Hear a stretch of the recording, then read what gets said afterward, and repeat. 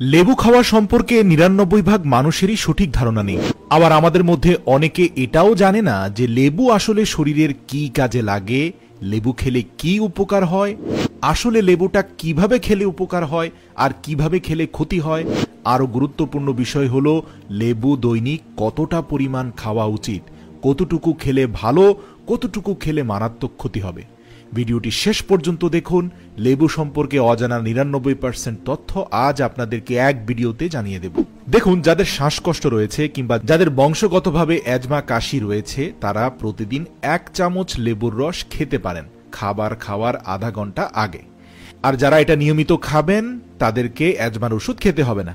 গর্ভবতী নারীরা লেবু খাবেন কিনা এই ধরনের প্রশ্ন যদি মনে আসে তাহলে জেনে রাখুন, লেবু অম্লীয় হওয়া সত্ত্বেও শরীরের প্রয়োজনে এটি ক্ষারধর্মী আচরণ করে। অর্থাৎ লেবু টক স্বাদ হবার পরেও লেবু যে কাজ করে শরীরের, তা কিন্তু অ্যাসিডিটি তৈরি করে না, এটি শরীরের পিএইচ এর মাত্রাকে সঠিক রাখে।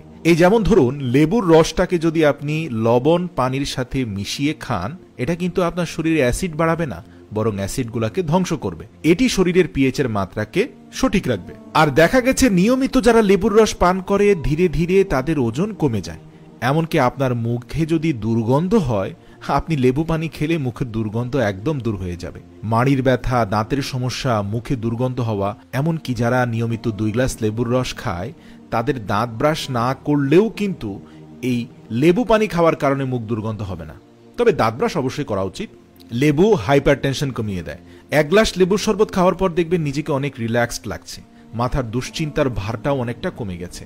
বিশেষ করে যারা খাবারে যথেষ্ট পটাশিয়াম গ্রহণ করেন না তারা সহজেই নানান ধরনের অসুখে, এমনকি হৃদরোগে আক্রান্ত হয়ে পড়েন। লেবুর রসে